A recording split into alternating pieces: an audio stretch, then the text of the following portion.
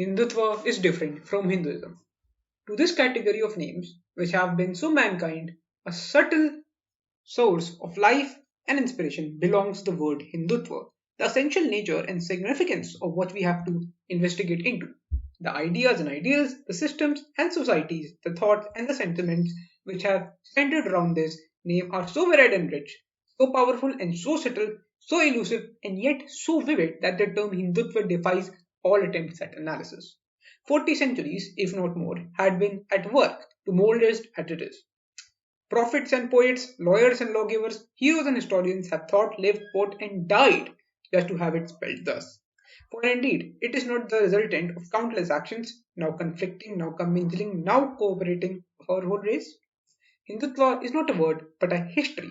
Not only the spiritual or religious history of our people is as at times it is mistaken to be, but by being confounded with the other cognate term, Hinduism. But a history in full. Hinduism is only a derivative, a fraction, a part of Hindutva. Unless it is made clear what it is meant by the latter, the first remains unintelligible and vague. Failure to distinguish between the two have given rise to much misunderstanding and mutual suspicion between some of those sister communities that have inherited the inestimable and common treasure of our Hindu civilization. What is the fundamental difference in the meaning of these two words would be clear as our own argument proceeds.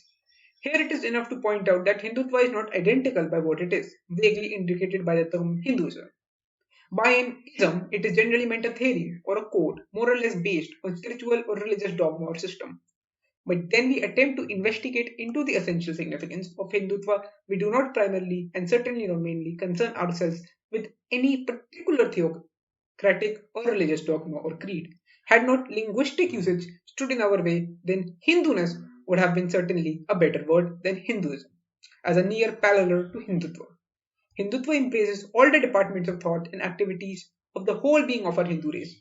Therefore, to understand the significance of the term Hindutva, we must first understand the essential meaning of the word Hindu itself and realize how it came to exercise such imperial sway over the hearts of millions of mankind and won a loving allegiance for the bravest and best among them.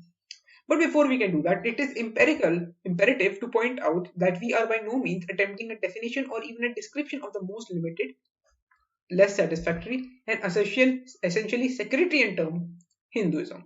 How far we can succeed or are justified in doing so, it would appear as we proceed.